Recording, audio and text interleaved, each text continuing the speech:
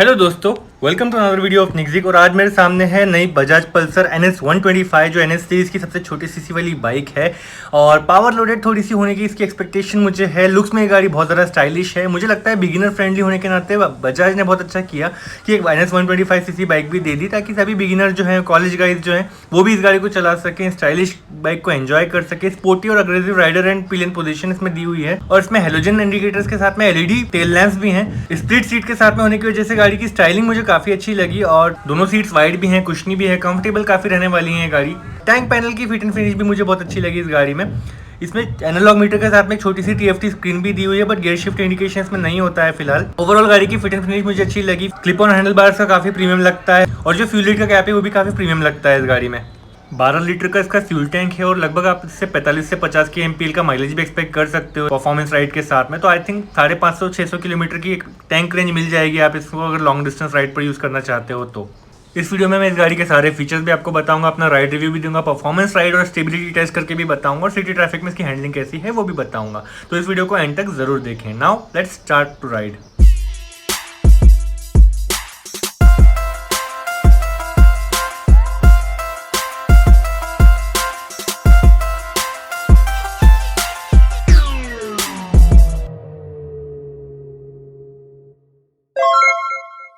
नई Bajaj Pulsar NS 125 को देखने के लिए मैं आया हूँ अरुण बजाज शोरूम में, जो कि नागपुर के खामला स्क्वायर में लोकेटेड है। और शोरूम में बजाज की सभी नई और एग्जिस्टिंग मॉडल की गाड़ियां आपको देखने को मिल जाएंगी और बजाज बाइक की टेस्ट राइड भी आपको मिल जाएंगी। इनके लोकेशन और कॉन्टैक्ट डिटेल्स मैंने डिस्क्रिप्शन में दे दिए हैं।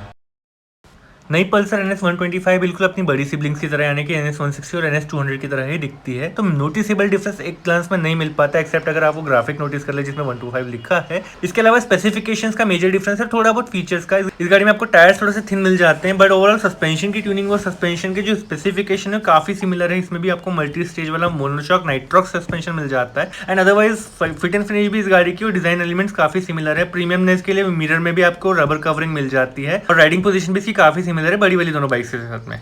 124 सीसी का DTSI इंजन जो इसमें आता है वो इलेक्ट्रॉनिकली कार्बोरेटेड है, FI इंजन नहीं है। और फ्रंट में आपको हेलोजन हेडलैम्प्स मिल जाते हैं, हेलोजन पार्किंग लैंप्स मिल जाते हैं और हेलोजन टर्निंग इंडिकेटर्स मिल जाते हैं। और ओवरऑल जो फेस है गाड़ी का वो काफी सिमिलर लगता है बड़ी वाली सिबलिंग्स की तरह, जैसे कि मैंने पहले बताया।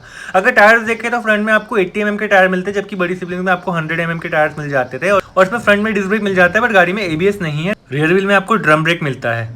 रियर में आपको 100 mm का टायर मिल जाता है, जबकि आपको NS 160 में 120 mm का और NS 200 में 130 mm का टायर मिल जाता है। तो स्टेबिलिटी वाइज थोड़ी सी कम रहेगी बट पावर भी कम है, तो स्पीड में उतनी आप जा नहीं पाओगे। So you don't have to be so concern about stability also. Exhaust note भी इसका काफी बिजी लगा मुझे राइड करते वक्त, वो भी आपको सुना देता हूँ।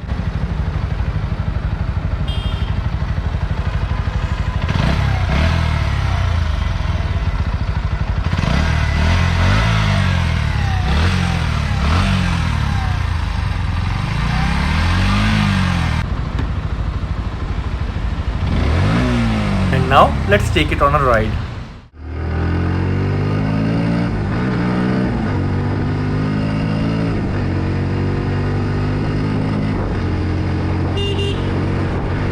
गाड़ी में राइडिंग की तो बहुत अच्छी फील मिल जाती है आपको। तो प्रॉपर्ली अगर इसका नाम NS 125 है तो ये NS सीरीज को काफी सूट भी करती है और एक्चुअली ये नेकेड स्पोर्ट्स बाइक कहलाने लायक भी है। आई एम श्योर कि 125 सीसी बहुत लोगों को अंडर पावर्ड लगेगी क्योंकि पावर इसमें कम है, बट आई थिंक बिगिनर्स के लिए गाड़ी बहुत अच्छी है। सो कुछ पेरेंट्स जो अपने यंग लड़कों को शुरू में ही ड्यूक 390 या फिर पल्सर NS 200 वगैरह दिला देते हैं या RC दिलवा देते हैं, वो गाड़ियाँ अच्छी हैं। लेकिन अगर यंग बॉयज़ को उतनी ज़्यादा प्रैक्टिस नहीं है तो उतनी ज़्यादा हाई पावर वाली बाइक लेने से अच्छा वो ये वाली बाइक को ट्राई कर सकते हैं, अच्छी प्रैक्टिस कर सकते हैं। या जिन लोगों का बजट भी लो है और उन्हें भी एक अच्छी फील वाली स्टाइलिश दिखने वाली बाइक चाहिए है, तो हम 100% श्योर कि NS 125 में भी अच्छा खासा मज़ा होने आएगा। क्योंकि अगर वो बिगिनर है तो उनका ऑलरेडी कोई राइड एक्सपीरियंस तो है नहीं, तो वो इसमें भी अच्छा खासा सेटल हो सकते हैं। और राइडिंग की अच्छी खासी प्रैक्टिस इसमें इसलिए हो सकती है क्योंकि इसका जो ECU है वो ऐसा ट्यून किया गया है कि बिगिनिंग में आपको लो रेंज में भी अच्छा पिकअप मिल जाएगा, मिड रेंज में भी अच्छा पिकअप मिल जाएगा। बहुत पावरफुल नहीं होगा वो, गियर रेशियो बहुत अग्रेसिव नहीं है, लेकिन पिकअप अच्छा ही लगेगा क्योंकि वो बिगिनर जो है वो हाई स्पीड की बाइक चलाने के ऑलरेडी यूज्ड टू नहीं है। So that's why I feel कि सिटी राइडिंग करते वक्त जैसे कि कॉलेज जाते वक्त या फिर कोई यंग बैचलर है, उसे डेली कम्यूटिंग के लिए, ऑफिस की यूज के लिए गाड़ी चाहिए, तो ट्रैफिक कटिंग करने के लिए भी इसका इनिशियल पिकअप और मिड रेंज वाला पिकअप काफी अच्छा है। तो राइडिंग में मजा भी आएगा, किसी तरह की कमी भी महसूस नहीं होगी। और क्योंकि हाई एंड वाली पावरफुल बाइक ये नहीं है, तो माइलेज भी डिसेंट मिल पाएगा। आई नो 45-50 का माइलेज बहुत अच्छा नहीं है, लेकिन अगर आप डिसेंटली राइड करोगे तो आप और बेहतर माइलेज भी एक्सपेक्ट कर सकते हो, क्योंकि after all this is a DTSI bike and it actually behaves just like the way you accelerate. गाड़ी का वजन भी कम है, सिर्फ 144 kg, तो आपको सिटी में हैंडलिंग करना भी बहुत ज़्यादा इजी हो जाता है। क्लिप ऑन हैंडल बार्स की फिटिंग भी इतनी अच्छी की गई है कि हैंडलिंग में आपको रिस्पॉन्स अच्छा मिल जाता है। इसको स्टीयर करना, पतली पतली लाइन से निकालना, टाइट ट्रैफिक में आपको एडजस्ट करना, बाइकर्स का अपनी बाइक से सबसे पहला एक्सपेक्टेशन भी वही होता है कि जब टाइट ट्रैफिक हो और अपने ऑफिस के लिए जल्दी में जा रहे हो, जैसे कि मॉर्निंग आवर्स में सिटी रोड बहुत बिजी होता है, तो वहाँ पर आपको ये बाइक हैंडलिंग करने में कोई डिफिकल्टी ही नहीं आने वाली है। और जैसे ही खुला रास्ता मिल जाए तो आप फटाफट इसको गाड़ी को स्पीड में ले जा करके जल्दी से दूसरे सिग्नल तक पहुँच भी सकते हो। तो that is one good benefit about this bike. आगे खुले रास्ते पर मैं इसका परफॉर्मेंस टेस्ट भी करके देखूंगा कि स्टेबिलिटी कैसी है, एक्सेलरेशन कैसा है। हाई एंड से मेरी बहुत ज़्यादा एक्सपेक्टेशन नहीं है, but I will still test कि मज़ा आता है कि नहीं आता है। मीनवाइल मैं आपको कुछ और बात बता देता हूँ इसकी लो स्पीड पर राइडिंग के बारे में और टूरिंग के बारे में। जो लो बजट बायर्स हैं वो एक बाइक परचेज करके उससे बहुत सारी एक्सपेक्टेशन रखते हैं, दैट इज़ ऑल्सो वैलिड। अगर वो इस बाइक में इन्वेस्ट करते हैं जो 125cc की पल्सर नियॉन है वो नहीं लेते हैं, ये वाली लेते हैं, तो उनको क्या बेनिफिट मिलता है? एक तो अच्छा लुक आपको मिल जाएगा, गाड़ी में हैंडलिंग में और ज़्यादा मज़ा भी आएगा। प्रेस्टीज तो इस गाड़ी की बेहतर भी है सिंपल पल्सर से, लेकिन टूरिंग कर सकते हैं कि नहीं कर सकते उसके बारे में अगर आपका क्वेश्चन है तो मैं आपको बता दूं कि इसमें अग्रेसिव राइडिंग पोजीशन भले ही है, लेकिन फिर भी इतनी ज़्यादा डिफिकल्ट नहीं है, तो बहुत ज़्यादा लीन होकर के नहीं बैठना पड़ रहा, तो कंफर्ट तो फिर भी अच्छा खासा ही रहेगा। आप अगर 125cc से टूरिंग एक्सपेक्ट करते हो तो आई एम श्योर कि आप डिसेंट राइडिंग स्पीड में क्रूज करने के बारे में ऑलरेडी प्लान कर रहे होंगे। 65-70 की एक अच्छी क्रूजिंग स्पीड अगर आप इसमें मेंटेन करोगे तो लॉन्ग डिस्टेंस टूरिंग भी आपके लिए डिफिकल्ट नहीं होगी। गाड़ी में एज सच वाइब्रेशंस तो बहुत ज़्यादा नहीं है कि आपको थकान हो जाए, लेकिन फील देने के लिए थोड़ा सा बजीनेस फील होता है। बेजी एग्जॉस्ट साउंड भी आपको पूरी की पूरी फील दे देता है। आप भले ही एक टाइट हेलमेट पहन कर रखें, आपको एग्जॉस्ट साउंड की आवाज़ भी अच्छी तरह से आती है, तो फील पूरा आता है राइडिंग में। तो टूरिंग करते वक्त I think 200-250 kilometre non stop भी चला लोगे आप इस गाड़ी को, तो आप इतना ज़्यादा थकोगे नहीं। अगर आप उससे ज़्यादा चलाने के प्लान कर रहे हो तो डेफिनेटली आपकी प्रैक्टिस हो जानी चाहिए पहले। अगर आप प्रैक्टिस कर चुके हो, पहले से राइडिंग एक्सपर्ट हो और आपको लो सीसी की बाइक टूरिंग के लिए चाहिए ताकि आपको एवरेज अच्छा मिले, सो आई एम श्योर ये वाली बाइक आपके लिए एक सूटेबल ऑप्शन साबित हो सकती है। बट स्टिल अगर आप टूरिंग करने के लिए इस गाड़ी में इन्वेस्ट कर रहे हैं तो सबसे पहला मेरा रिकमेंडेशन है कि इसको सिटी में और हाईवे पर एक साथ टेस्ट राइड करके देख लेना। उसके बाद 90% चांसेस है कि गाड़ी आपको पसंद आ ही जाएगी। और अगर आप कोई और ऑप्शन के बारे में जानना चाहते हैं तो आप मुझे कमेंट में बता सकते हैं, उसके बारे में भी हम डिस्कस कर सकते हैं। इस गाड़ी में 124.4cc का 4 स्ट्रोक वाला सिंगल ओवरहेड शाफ्ट के साथ 2 valve air cooled DTSI engine आपको मिलता है। एयर कूलिंग काफ़ी है वैसे इस पावर वाले इंजन के साथ में।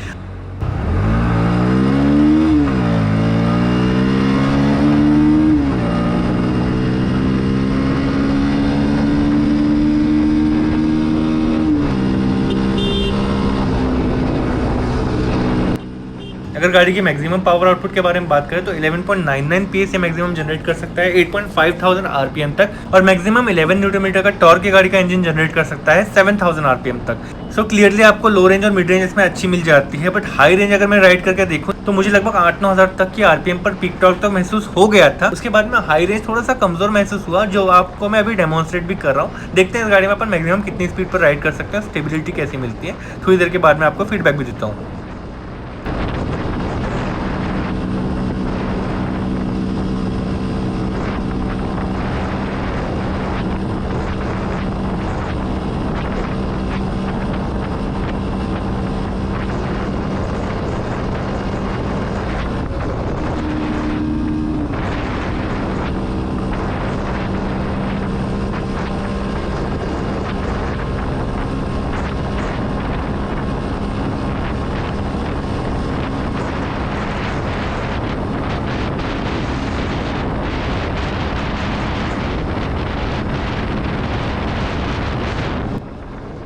सो मेरा बॉडी वेट जो है वो लगभग 90 kg का है, और इस गाड़ी में भी मैं 88-90 की स्पीड आराम से टच कर पा रहा हूँ। तो परफॉर्मेंस के हिसाब से अगर देखा जाए तो बिगिनर के लिए ये स्पीड काफ़ी अच्छी रहने वाली है। हाईवे क्रूजिंग करने के लिए मैंने ऑलरेडी बताया कि 65-70 या मैक्सिमम 75 की स्पीड पर आप क्रूजिंग करोगे तो रिलैक्सिंगली आप राइड कर सकोगे।